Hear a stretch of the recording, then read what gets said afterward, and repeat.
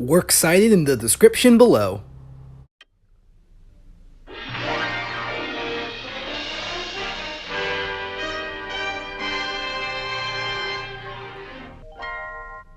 The world is a carousel of color. Wonderful, wonderful color. Cameron Brown's History of Animation presentation. Nailed it.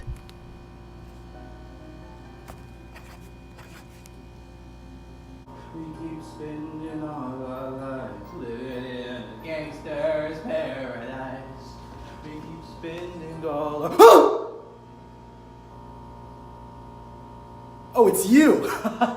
You startled me. Hi, I'm Cameron Brown, animator, producer, host, and yes, resident gamer.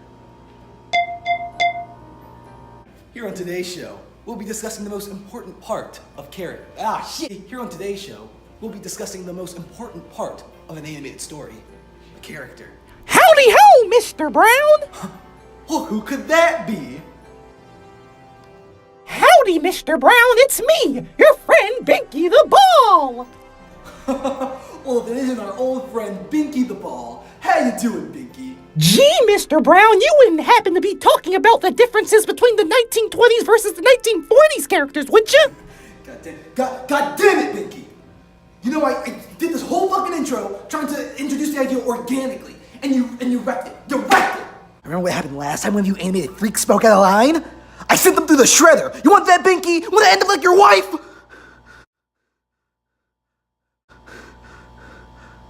But yes, I will be talking about the 1920s and 1940s characters, and how their influence impacted society. So sit back and relax, while I teach little Billy here a lesson. Man, those early years of animation. Wish I could have been there. The 1920s through the 1940s actually happens to be like my favorite era for animation because I love the experimentation that was being done with the medium at the time.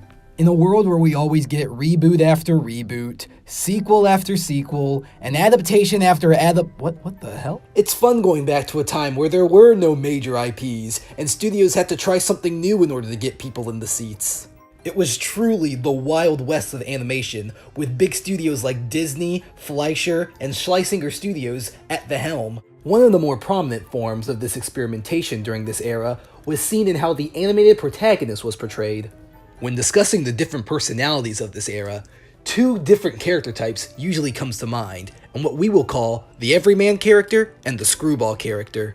These two character types dominated the screens during the golden age of animation, and to this day still hold a place in our collective culture. But if you're anything like me, a dork, you wonder why these character tropes were so popular during their day. What made these character tropes so appealing to general audiences? And how did these characters evolve to keep up with the trends and current events of the time? No joke, these are the actual literal questions that keep me up at night. Of course, with the other one being, why am I so lonely? This is The Everyman vs. the Screwball, a comprehensive study on the history of cartoon characters.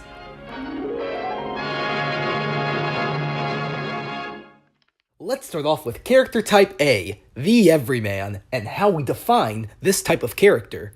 Well, according to my very credible source, I'm lying, it's Wikipedia, don't tell the professor. The traits of an everyman are defined by being easily identifiable and relatable to a general audience. Now, the trope of the everyman is nothing new, with the concept predating the animation industry itself. But, with the rise of film and animation, and the limited technology of the 1910s, many filmmakers and animators had to figure out ways to tell their stories without using any dialogue. Enter animator Otto Mesmer and producer Pat Sullivan, who, in 1919, created the animation world's first superstar, Felix the Cat. Felix was an overnight sensation, and this was all thanks to Mesmer by giving Felix a sense of charm and personality, something which many of his contemporaries lacked. Like the iconic character of Colonel He's a Liar. What are you the colonel of anyways? Stupid names! The success of Felix would pave the way for other very iconic cartoon characters, with varying degrees of success. This lineup would include classic and iconic characters like Bimbo the dog, Oswald the Lucky Rabbit, Foxy the Fox, clever name guys, Flip the Frog, Bosco the better not touch that one, Porky Pig, Andy Panda, and my sweet baby boy.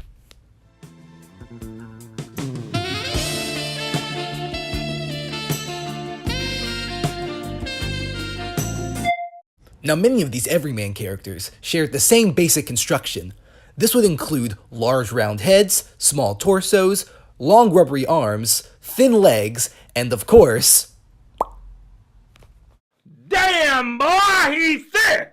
But beside basic body structure, these characters also shared many common descriptive traits. These traits, of course, being a black body with white face, white opera gloves, big baggy clothes, a wide smile, a button nose, and large expressive eyes. These simplistic design choices were not only appealing for a general audience, but were also economically efficient for animators. Okay, so let me explain. By using simple shapes, such as circles, animators were able to draw their characters quickly and efficiently, allowing them to focus more on the comedy of the character and their personalities, without being bogged down by details. For appeal, however, you might have noticed that every studio designed their character as a small, cute animal. This helped audiences sympathize with their characters, as well as characterize the Everyman as a scrappy, yet innocent underdog. I mean, they gotta be cute, right?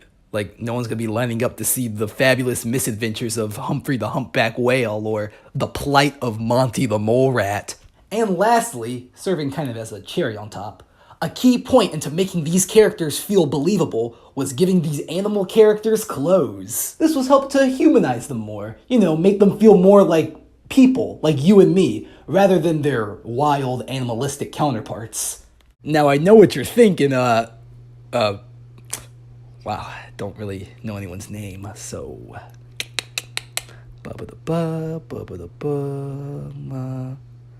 yeah, whatever, fine, he'll do. I know what you're thinking, Nick. You're thinking, this is all fine and good, but what shaped characters like Mickey Mouse and Felix the Cat? Who inspired the Everyman character? Well, Nick, my precocious young friend, you're about to find out. Charlie Chaplin, a behemoth of the silent picture and Hollywood, not only inspired young animators through his work, but also pioneered the Everyman character for film. Many of our favorite animated characters' misadventures and mannerisms all have Chaplin's brilliant comedic prowess to thank.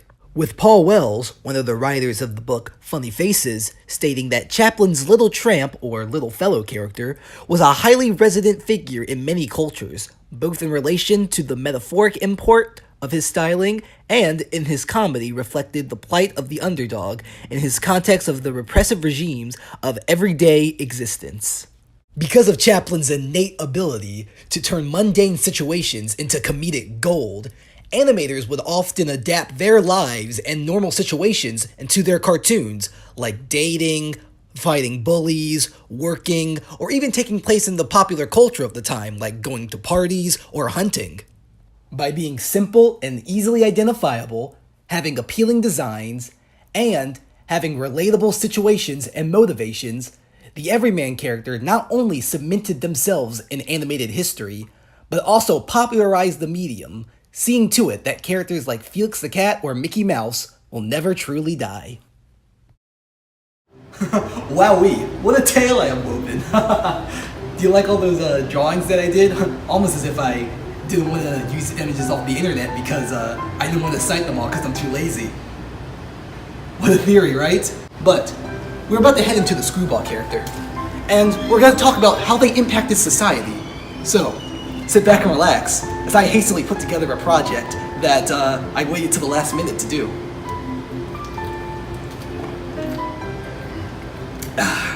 Yay, procrastination. Throughout the late 1930s and early 40s, the Everyman character saw a decline in popularity as audiences grew weary of their adventures.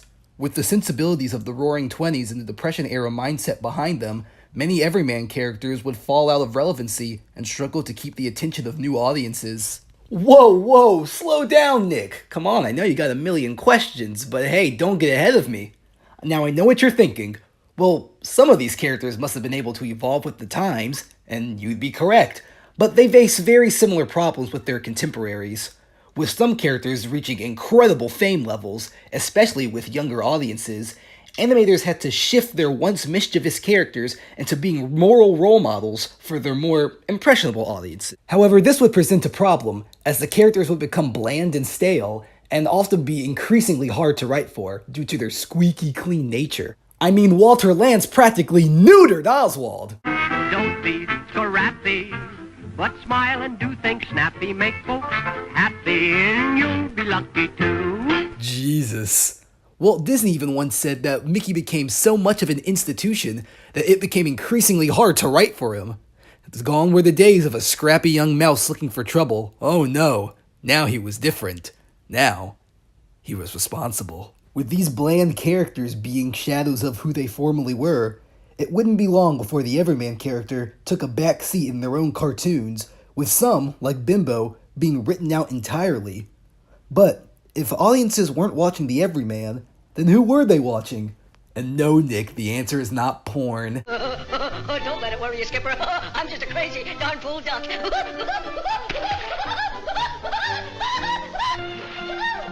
1937 saw the rise of an all-new, all-different animated star. This crazy darn fool duck was merely the beginning of a trend that would change the game for animated characters and their studios. The idea of a screwy character was further explored in 1938 with the Warner Brothers cartoons Porky and Wacky Land,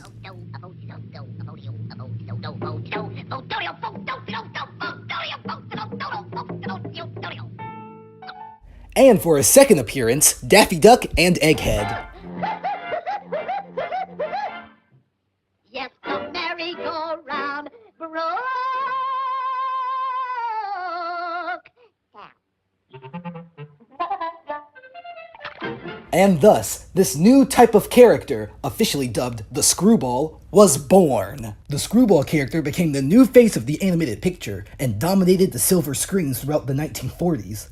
Some popular examples of Screwball characters are Yo-Yo the Dodo, Daffy Duck, Tweety Pie, Droopy the Dog, Screwy Squirrel, Woody Woodpecker, and of course, everyone's favorite Bugs Bunny. As far as the Screwball character is concerned, there's no doubt about it that Warner Brothers, then called Leon Schlesinger Productions, were the undisputed kings of the animation world. And while there wasn't necessarily a Walt Disney figure at Warner Brothers, they did enlist the help of talented animators that would soon become legendary in the industry, like Tex Avery, Bob Clampett, Fritz Frayling, Bob McKinson, and Chuck Jones. However, that's not to say that the Warners were without their fair share of competition, with over at Universal, Walter Lantz working on his famed series of Woody Woodpecker cartoons.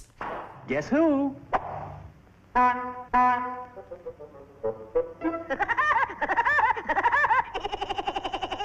And even Tex Avery finding solo success with his popular character, Droopy the Dog.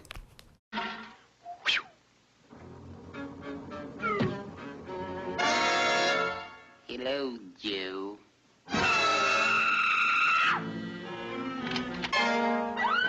Hello again. Audiences fell in love with these new, colorful characters, and were captivated by their zany antics. Audiences couldn't get enough of watching these characters get out of trouble through sheer lunacy alone. This prompted studios to change their mascots from the already established Everyman character to these new, nutty Screwball characters. We are now going into the design of these characters, and how they differ from the Everymans. If the Everyman's design used the animation principle of appeal, then the Screwball's design definitely takes from the animation principle of exaggeration. Unlike the simplistic basic structure of the Everyman, the Screwball character had varied abnormal shapes to push for exaggeration. Their basic structure would include a small, oblong head, a long neck, a pear-shaped body, short legs, and big feet. The animators used exaggeration not only to push the comedy, but also to make the physical appearance of these characters as wacky as their personalities. Also, if you've been paying attention, and I know my buddy Nick has, you also might have noticed that all these characters, they're naked. What? Why are they naked? Before, clothes were used to help our animal Everyman character integrate with society, and show that despite their animal appearance, they were still just as sophisticated and civilized as any of us. For the Screwball character, however, the exact opposite approach was done to make them look more like outcasts and an oddity of society.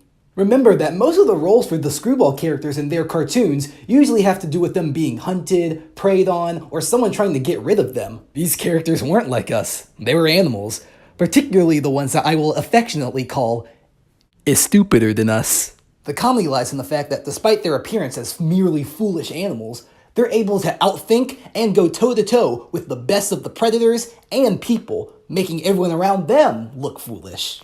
Lastly, let's talk about the personality of the Screwball characters. And honestly, do I even have to? They're so well at explaining it themselves. Gosh, what a crazy, screwy duck. Doggone you, Screwy with a Wasco, I'll get you. He's absolutely wing-dingy, loony-toony, and oofty-magoofty. I think the guy's crazy. Boy, is he a screwball. He must be nutty. Yeah, he's slap-happy. I'm not crazy. I just don't give a darn. They think that I am goony, just because I'm happy is no sign I'm loony-toony. Now you know why I'm dizzy and do the things I do. I am a screw and you'd be too if the merry-go-round broke down. Everybody thinks I'm crazy. Yes, sirree, that's me. That's what I'm cracked up to be. I chop a hole in every tree. Knock on wood. Oh, well, knock on wood. So I'm crazy. So what can I do? So are you. Honestly, what can I say that hasn't already been said about these Screwball characters? From their iconic gags to their classic catchphrases, the Screwball characters' gags and antics are practically synonymous with cartoon characters themselves. But the question is there a method behind the madness? Is there anything to look deeper into with these Screwball characters? Well, there must be, because if there wasn't, I'd be going to bed right now. Look at that thing of beauty, it's right there! You see, back in those days, Disney was dominating the industry, now having gone into animated feature films. What do I mean, back in those days? They're still dominating. Jesus Christ. However, the folks over at Warner Brothers offered a different solution, with Robert McKimson Jr. writing, the main alternative to Disney's sugary, sweet, sentimental cartoons was Warner Brothers, whose loud, brash, and more individual work gave us not only funnier cartoons, but also characters that were much more nuance-specific and believable. In essence, the Screwball characters' loud personality and over-the-top antics were made for studios to stand out against the titan that was Disney. They offered experiences that favored the art of comedy rather than storytelling, and created characters whose main goal was to entertain. To keep this video from being like a year long, I'm gonna just go to my final thoughts now. The Everyman character and the Screwball character were major breakthroughs in the field of animation, and yes, while we've gotten more nuanced and interesting characters since the 1940s, we still find ourselves coming back to these kind of character types. We have modern Everyman characters, modern Screwball characters, heck, sometimes we even have a little of both.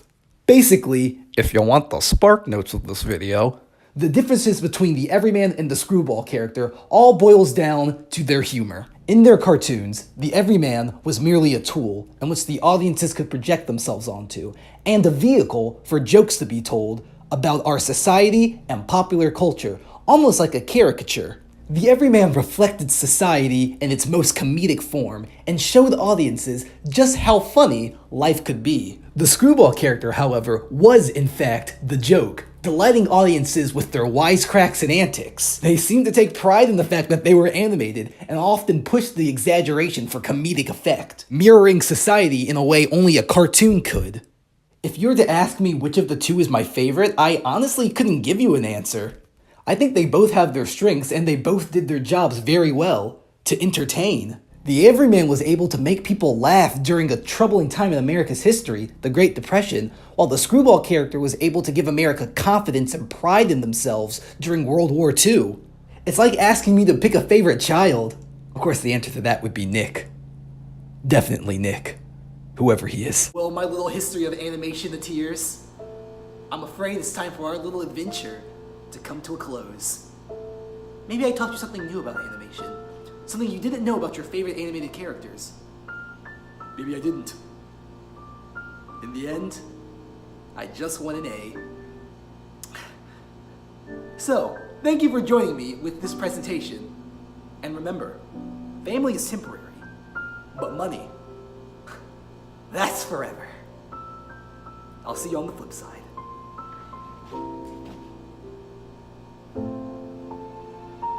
think I'm fucking playing with you? Get out of my fucking house!